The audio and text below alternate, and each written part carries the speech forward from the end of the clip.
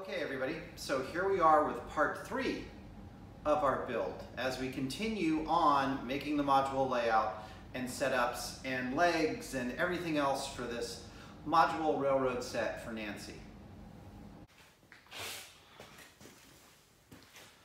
Okay, still got to fix the wobble, but the table setting where we want it to, which is really nice, and it's still adjustable for quite a few inches. So right now I have it so that is just under 25 inches off the ground. So I fixed up the other ones, drilled those 4 legs in and put them in as well. Did something stupid. I have to put some nuts in between these to make them adjustable. Drilled out all the other ones. They're ready for the T-pins as soon as I get them in. And the next step is going to be to drill these in so that the legs will stay in place, because right now, even though this rolls well, the table's, you can't really see it, but it is a little bit wobbly. Okay, so there you have it. That's the first setup that I have to do, and that should be adjustable by about an inch and a half. Hey model railroaders, yeah, there's a lot of editing going on in these videos.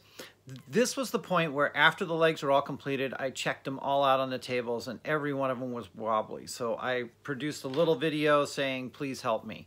So now we're gonna see what the results of the help are. Is what's my best way to stabilize those legs? You can see here that what happens is these legs,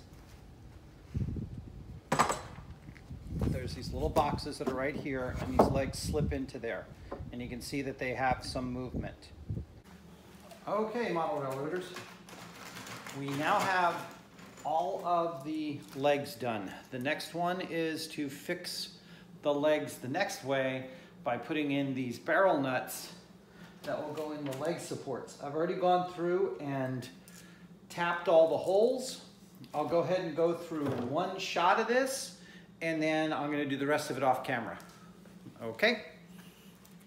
Okay, at this point what I'm doing is drilling holes in where the leg pockets are and setting them up to put in the threaded knurl knobs, which actually thread into the wood, and then you can actually put a bolt or something like that in them afterwards.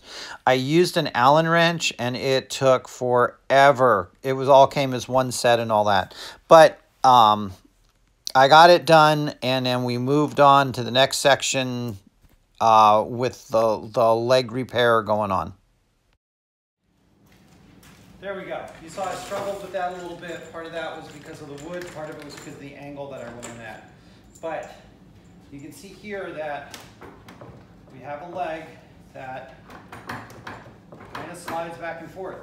It doesn't have any body problems this way too much, but it does have it this way. So we solved that. Putting these little guys in here.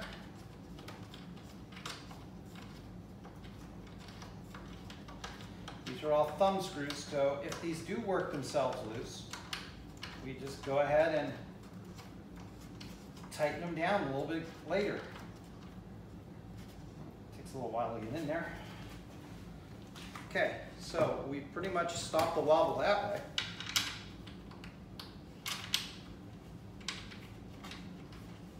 Okay, we still got this wobble.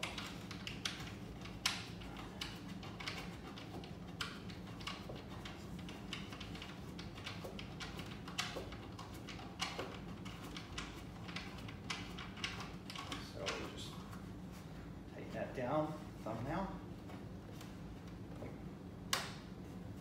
And there we go, nice stable leg. And if it gets a little bit loose, we just tighten these down again. Leg will be nice and stabled up. So, thanks for everybody's suggestions and all that kind of stuff. I took all your thoughts and all that kind of stuff and came up with this solution. So this is the way we're gonna go. Now, I can leave some of these holes open, I can close them all up. It all depends upon what the leg is gonna do. And it allows for adjustment in the future. And it also allows you to take the legs off again when you want to move the whole thing around someplace. So that's my leg solution. I'm going to go ahead and do all of the rest of the drilling and put all this stuff together. And I'm not going to have you guys sit through it. But that's the leg solution. So the next step is to get these all drilled up.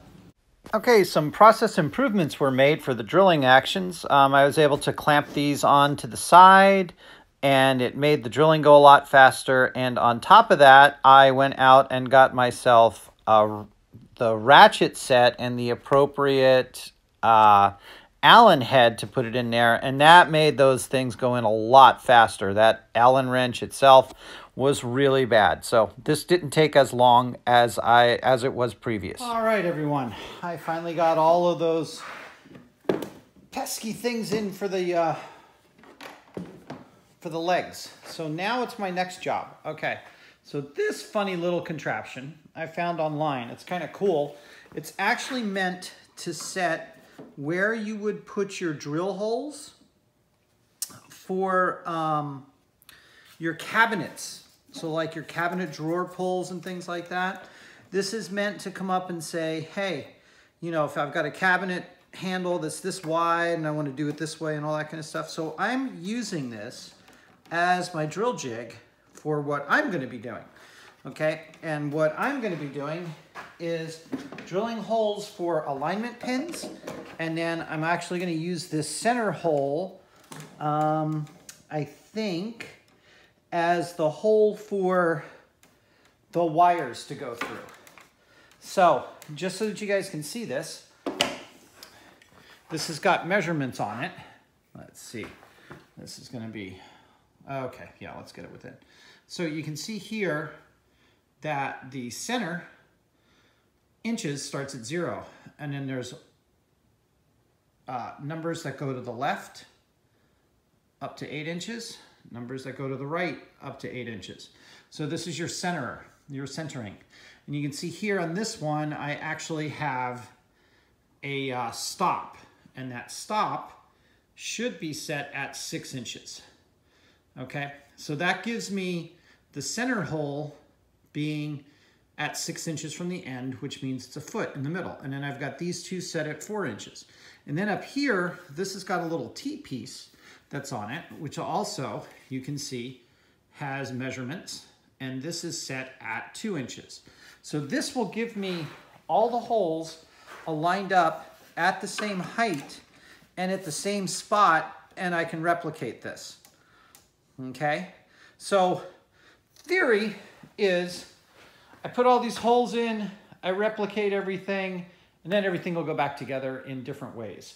Okay, a lot of times it'd be easier if you'd done this with all of the pieces to begin with, and you could have drilled them all together. This is a little variable, so I'm gonna try it this way.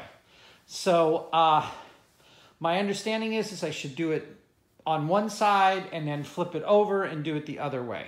So we're gonna see how this works, okay?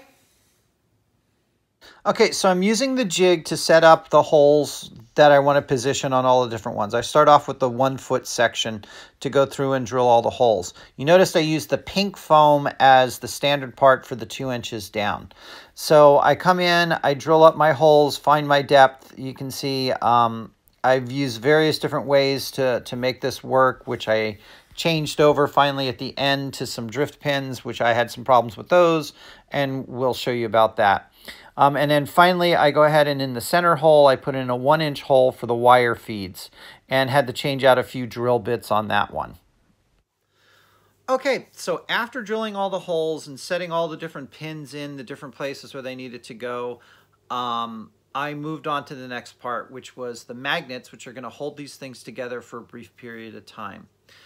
I made a mistake on this video. It was supposed to be a time lapse, but it didn't do that. So this is going to be a pretty choppy video as I take out some of the other sections and I speed up some of the sections and all that. I don't think you guys want to see me adjusting a router for about an hour or so. But anyway, this is what the next portion of this is going to be. So sorry that it's going to be a little jumpy, but hey, that's part of video making, right? It's kind of hard to go back and do a second take. So I hope you guys enjoy this part. It was interesting to do, and it's not that hard. So take a look and see what you guys think. All right, we are back out in the wood shop, and it's time to do some experiments. We have a plunge router here, and within the plunge router, we have put in a 1/2-inch blade, straight cut blade. Why? Because in order to make this work, we want to use these little magnets, okay? This is a very strong magnet, supposedly. So I'm keeping this plastic plate in here right now just for demonstration, because it's going to be kind of hard to get it apart if I don't. Okay, these two pieces will snap together. See? These two pieces will snap together and hold. So I've got the magnet, which has got this depth, and then I've got the plate, which is this depth. So I've got to put, luckily, they're both a 1/2 inch wide, which makes it great. So I've got to recess those into the boards. So I need to see what my depths are going to be for these two. Okay? So we're going to do that because I have got the depth set on this. Okay? So I'll be able to plunge this into where I want it to be. You can see my depth here. I can change that to whatever depth I need. Okay, adjusting this took far longer than I had thought. Here is me doing the test on a board to see if I can get the actual right depth for the magnet. It's really good to test before you use it on your final product.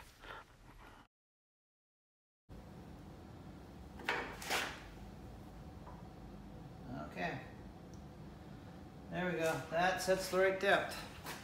Now I have to try to actually do this. Now, I've marked it out above this hole up here. That's basically where it's going to go. So, this will be an adventure.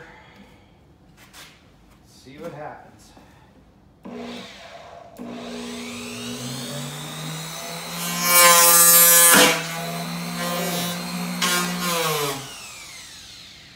Okay, bad thing was, I have to put a nail right there.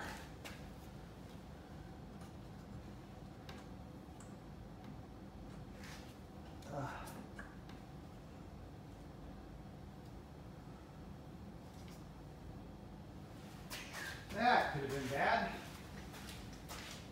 Okay, so the nail is out of the way. Let's see what it looks like on the other end for the nail. And the nail will be in the way for that one as well.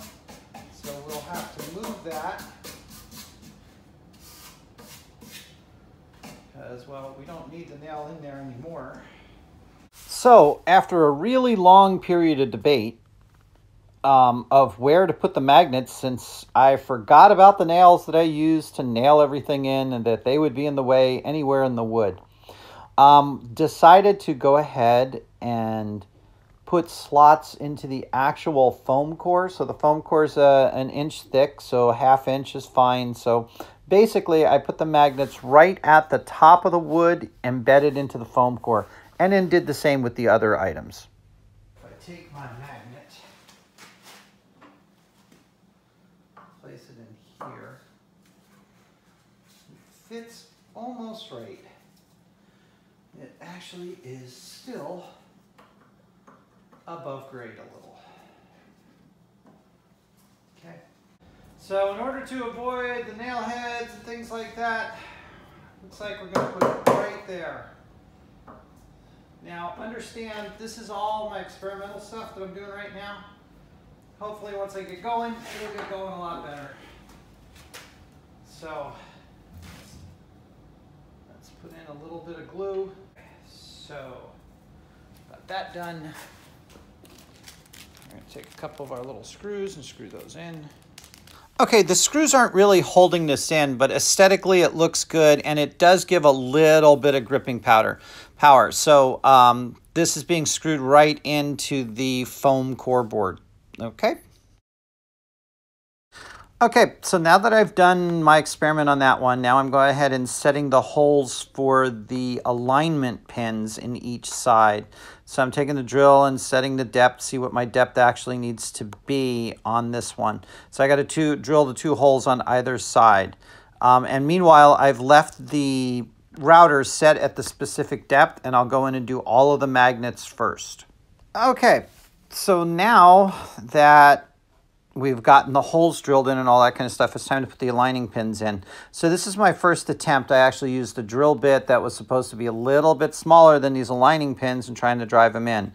As you can see here, even at the fast speed, I had a lot of problems getting this thing to line up. Well, that didn't work well. I actually broke the seal.